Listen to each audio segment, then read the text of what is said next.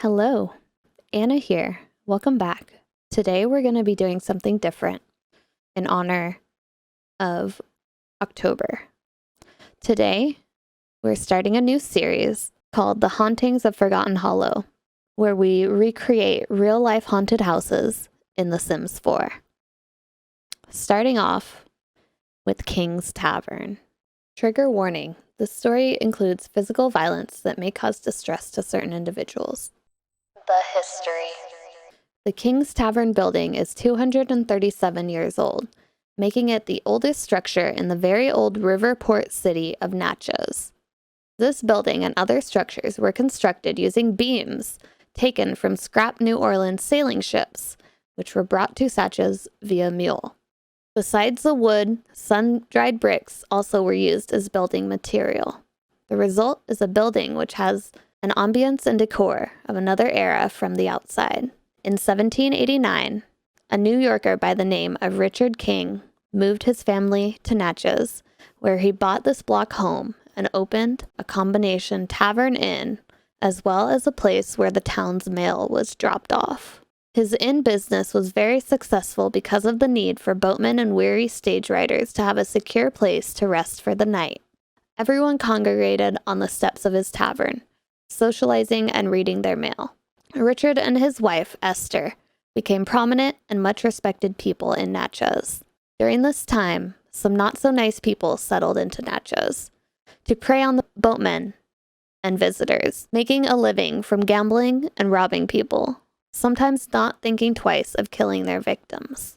The infamous sadistic Hart brothers were such outlaws who took delight in torturing, mutilating, and finally killing their victims. The Hart brothers, as well as other such men, would return to Natchez and stimulate the economy, perhaps staying at the King's Tavern, notorious for being a haven for people of questionable character. A young mother was trying to comfort her fussy infant when a man named Big Hart, one of those Hart brothers, walked over from the bar. She thought that he was going to assist her, but instead, he grabbed the baby by its feet and slammed the infant against the wall. As the distraught mother crumbled to the floor to gather the child's lifeless body, Big Harp strolled back to the bar and ordered another drink. Workers since have reported hearing a baby crying in the restaurant, specifically from rooms that were supposedly empty too. In the 1930s, workers were expanding the fireplace and tore out the chimney wall. They found a space behind the wall that contained the skeletal remains of 3 bodies, 2 men and 1 woman. Laying on the floor was a jeweled dagger, which was assumed to have been used in their demise. The woman is thought to have been Madeline, Richard King's mistress. As the story goes, when his wife, Esther, found out about the affair, she had Madeline killed and bricked into the fireplace in the main dining room. Who the 2 male skeletons are is anyone's guess. Much of the supernatural mischief today is blamed on Madeline, though. This story has become the history of the tavern, told for years, and stated to be the source of the hauntings. But a team of paranormal investigators from Ghost Adventures have said the tavern does have significant paranormal activity, but also states that there needs to be clarification to the cause of this haunting. They personally reject the story about Madeline, but do believe the tavern is haunted by a female. In fact, they believe King's Tavern is haunted by more than one former human. The first mention on record of any female ghost or spirit at the tavern is from a Natchez Democrat article in 1974, in which Thomas Young, who grew up in the tavern, states, "My mother, Hilda, died when I was 2 years old, and my grandmother had told me many times of a mystery figure of a veiled woman in a cloak, with head bowed and hands folded, which stood at the foot of her bed the night after my mother's death. With no historical evidence of there ever being a Madeline, it makes more sense that Hilda is more likely the true identity of the spirit that haunts the tavern." The Postlethwaite family had also lived in this home for 147 years. There's also some interesting photographic evidence that also lends itself to this theory, in which a photograph was taken a few years ago by a patron of the tavern, which looks very similar to Elizabeth Postlethwaite. A professional photographer examined and studied these photographs and concluded that, in his opinion, these are the same subject. The evidence. From the ghost adventures, they found many different types of evidence relating to these stories. They got some voices, some words, Andy, Madeline, help, we'll get ya. Even a baby's voice. Yeah, let us go. Many residual noises, banging, disembodied voices, a female voice, EVPs. I can say your names. Unexplained creepy laughter. Physical contact. While they were conducting a spirit box session, Zach's arm hair stands on end and feels a strong presence. Zach also describes his session as dramatically changing the energy of the house for the duration of the investigation. An apparition. An orb shoots out of the spirit box when Zach is near the camera. A cylindrical light is seen moving towards the banging noise in the basement. A mist is seen flying by a camera in the room where the sheet was torn down. A mist is seen flying by a camera in a room where a sheet was torn down after they've left the room. An orb is seen moving around the room the same time the sheet is torn off of its position. A pulsating orb is seen slowly moving from the rocking chair to a different chair on the third floor. A ball of light shoots out of Billy's head on the third floor. Moving objects. A sheet set up to block light from the streets was torn off one of the windows. When Zach and Nick investigate the incident, they realize the tape used to hold it had gone missing. Possession. Nick feels an intense energy overwhelm him, as eventually deeply affected by an entity to the point that he is stuck in an unreceptive state in the building. Billy is affected by a similar energy to Nick's possession. Only Billy's was more serious, as it caused a serious heart problem, as well as being unresponsive and losing track of time. There was even physical contact. In the same room that the orb was captured moving from chair to chair, Aaron feels as if there are spirits all around him. Physical harm. Aaron gets his back grabbed on the third floor, and then some other unexplained phenomena. Zach stated that as they left the location, there was a house in a fiery blaze, where thousands of crows were watching them leave, and would not let them go down the road they were on. Nick's phone had random words in a text message mentioning bothersome spirits and Madeline. And then, 2 days later, a tornado struck Natchez. And looking at the satellite radar, the tornado belt was shaped like a dagger, with the tip pointing towards Natchez. So with that, what do you think is the truth behind this story? Who are those two men found in the fireplace next to Madeline, the mistress? And would you visit this location if you're in the Mississippi area? Leave me a comment with your thoughts below. I would definitely love to discuss this more with all of you. Thanks so much for listening, and if there are any other haunted locations you'd like to see me recreate and tell the story of, let me know as well. Until next time. So, for the rest of this video, since it is a little bit long, I'm still gonna talk, but still try to keep the same vibe that we had for the first bit.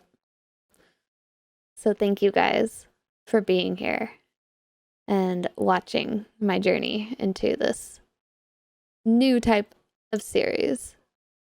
I actually had a lot of fun building this tavern. I think it's a great lot, and I built it in Forgotten Hollow, where it fits really well, especially, that's what we're doing with this series, is building all the lots into haunted real-life locations. I think this story is quite interesting because at first I just read the part about Madeline and being the mistress who got put into, murdered by the wife. But then I did a little more digging, and what the Ghost Adventures people stated was that maybe Madeline wasn't even the main source of the hauntings here, which I think was quite interesting. But more so that it was people who lived in this house for over almost 150 years. Which makes a bit more sense, but it still doesn't explain why there's a woman and 2 men in the fireplace found with a dagger. So with this build, I just wanted to recreate from a lot of pictures I found of the tavern, and I took some creative liberties upstairs in the inn area. I only saw like 1 picture of a bedroom, but I just kind of used the same kind of style that I did down here and kept it simple. And then up in the 3rd floor, I did not realize there was a basement, so I probably could have done a basement instead of but I didn't realize that until reading the very last part of the story that I just did. But yeah, this build took me a bit. I think it's a really nice place. You can have it be like a restaurant, a bar, lounge area. Has great outdoor seating. Has great, place to sleep. 2 bedroom, 2 bathroom, basically. Could be even more. There's space upstairs on the 3rd floor, which I kind of used as just an extra creepy area. You will see once we get to it. But for now, I worked on the 1st floor. It took me a while to figure out design and style and positioning of everything. But this was quite fun of a build to do. And I really like the different vibe we got going here. So let me know if you like this type of video. Still, I'm can do better. I'm sure the next one will be even more exciting. And yeah, I have some great ideas for other haunted locations I want to do. Maybe the Winchester Mystery House would be a fun one, since that's here in California and I've been there when I was really young. I don't remember it that well, but definitely would be fun to build because of how unique the architecture is. And then Jim, my boyfriend, says that Victoria is really well known for haunted stuff. So we're gonna pick something from there. Maybe the Palace, which is called the Empress Luxury Hotel in Victoria. Yeah. So that would be a really good one to do, and it'd be huge.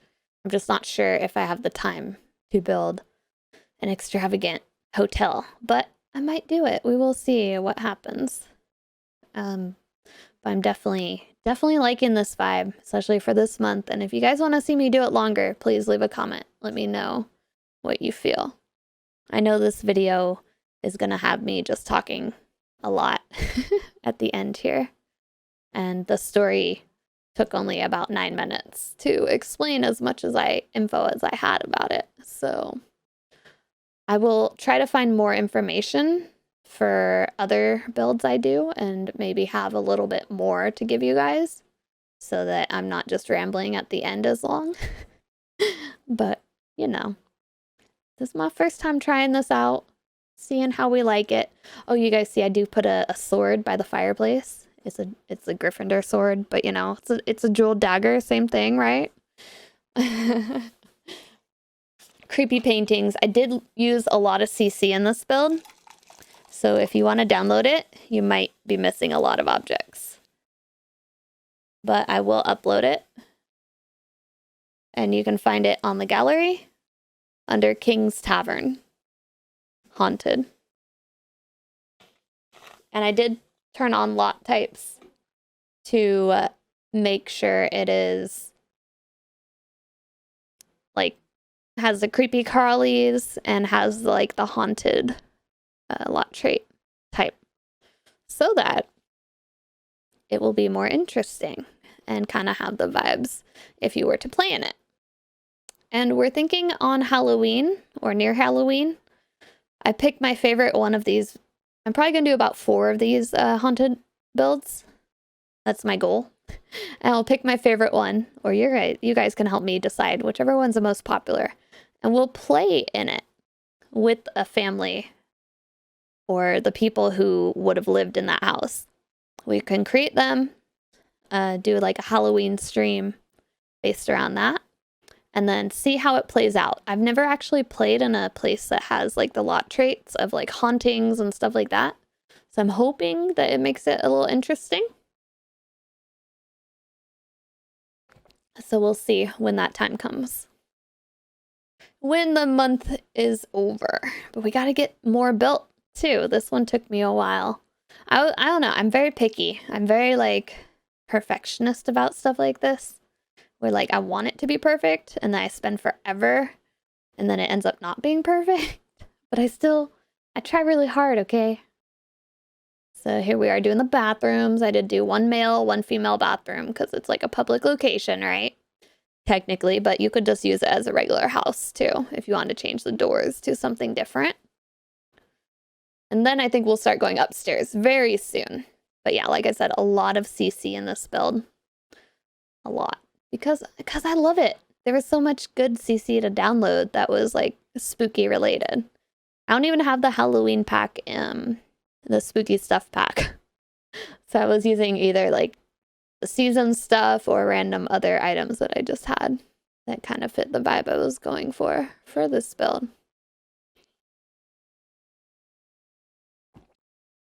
And yeah, there's so much. This is a very interesting story.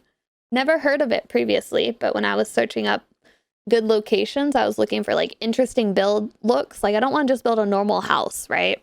I wanted to find something that was more unique and recognizable as a location.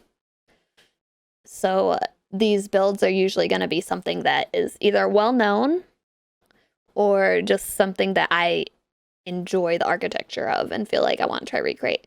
The hardest thing for me, guys, and what took me so long in this build, I think was the terrain manipulation. You'll see at the beginning, like during the story where we were talking about everything, it took forever.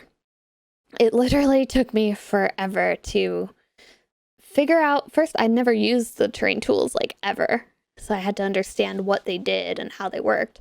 Because the back half of the garden area where the picnic tables are were like raised up, and I was trying to recreate the half wall brick wall with the fence on top, but you can't exactly do that, so I tried to do that with the terrain manipulation, and it kind of helped. Also, you'll notice in this build I put bags of salt. It's sugar, but we're pretending it's salt because I've been watching Supernatural with Jim, right? And I've learned that salt will save you from supernatural demons. So I thought it would be good to throw bags of salt everywhere in case people needed it. So you'll see a lot of bags of salt in every bedroom, near every fireplace, and just kind of easily accessible for that reason. Hopefully that makes sense to you guys. That's all I know.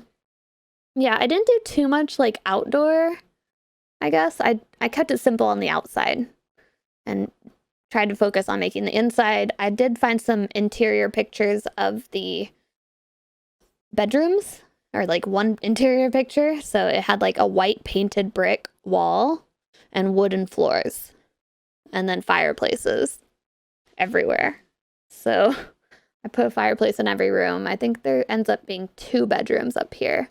I tried to do 3, but with the fireplace and the beds, I wanted it to be big enough. So I got rid of the 3rd room and it's just 2. But I'm quite content with how it turned out. And those wood floors are amazing, CC. I think they just look so realistic. And then the bed was like a 4-poster bed with like a canopy, but I couldn't find a quite one that I wanted. So I just used that 4-poster bed with some random quilted pattern to make it, you know, kind of old looking, but like, I don't know, like a tavern, right? Like an old school tavern vibe. I used a lot of this medieval set that I had downloaded. It actually helped. Some of the mirrors and stuff I used were from the medieval set, which gave me a lot of good variety of items.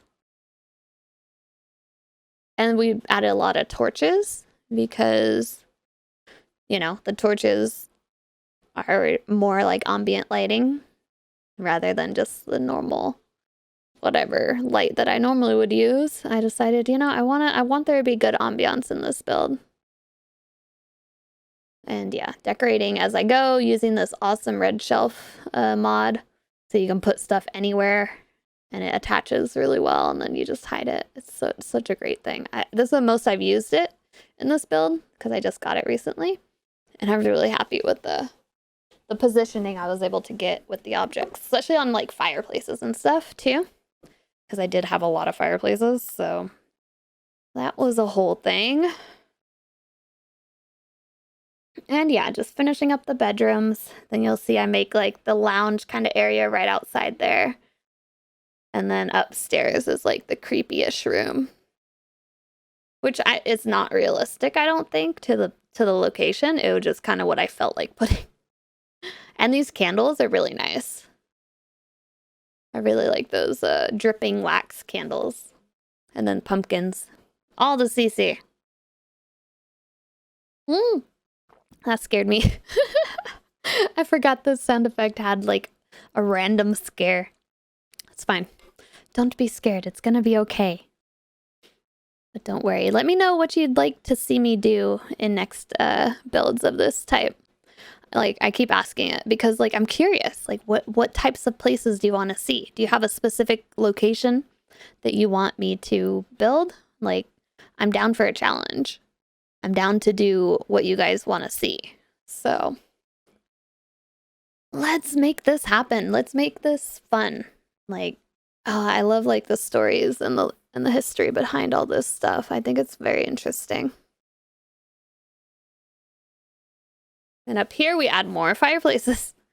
More fireplaces everywhere. I use that same fireplace everywhere because I didn't like any of the other ones I had that fit this style. Oh, yeah, I love it. And then I was like, oh, shoot, I have a third floor. I need to figure out how to figure out stairs. So we did that. We did that. We make it work eventually. I decided up here, you know, like, there's small, like, I don't know what to put up here really, so I just did another fireplace.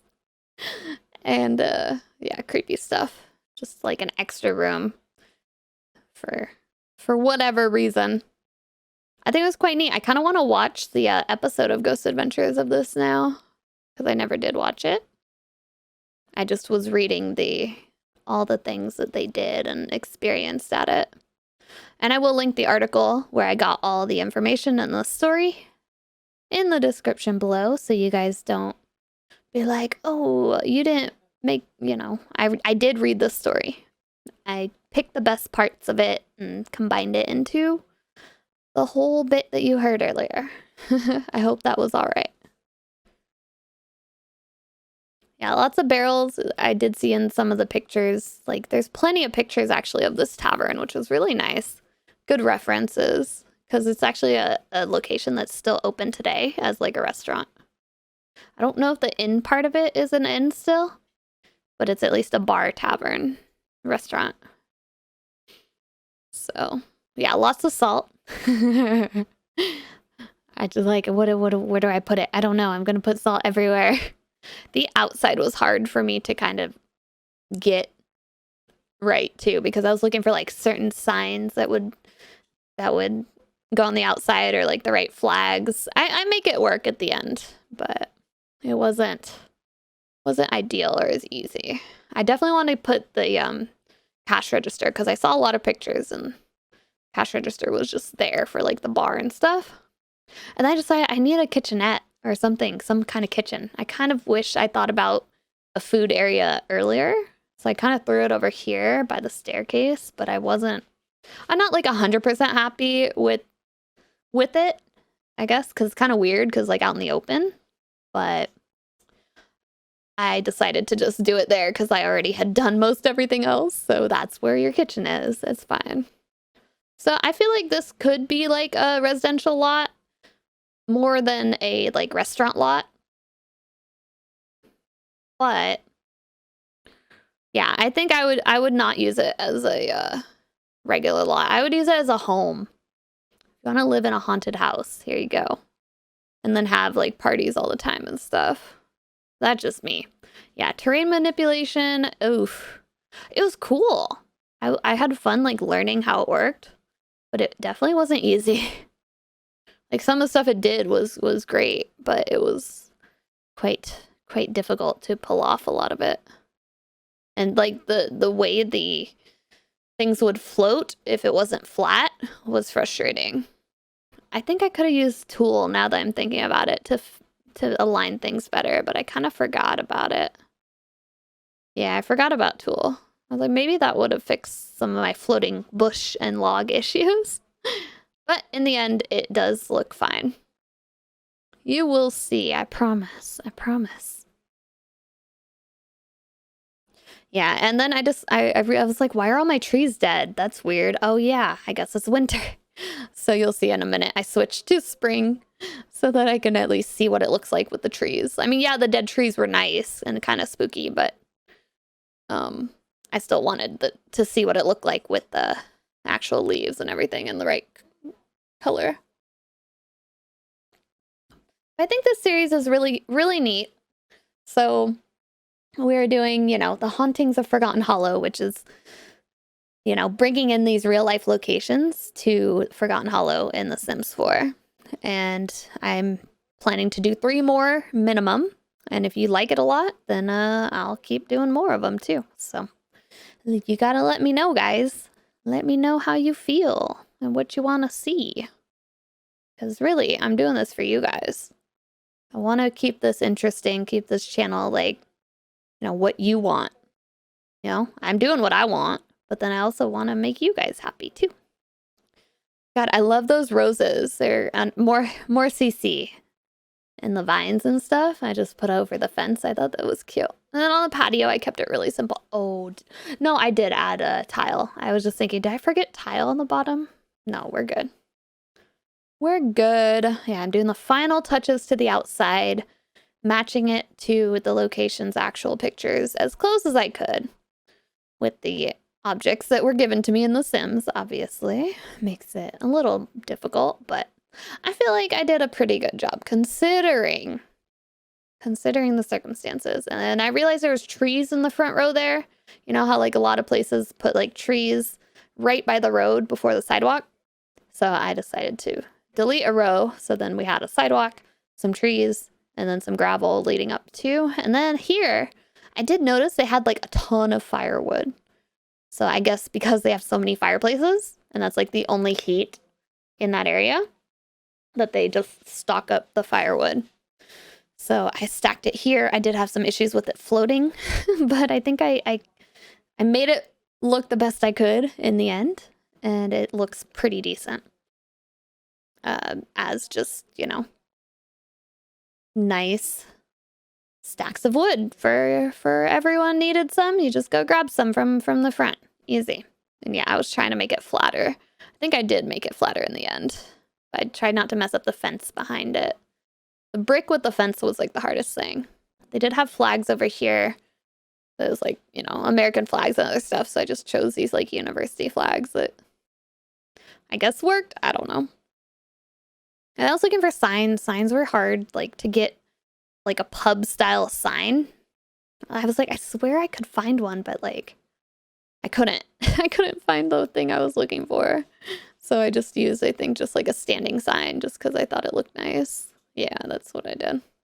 Oh, and then upstairs. Yeah, the very last room you'll see here before we wrap it up is, you know, a little creepy, a darker room. I used the shingles on this wall instead of the white wood from the middle story.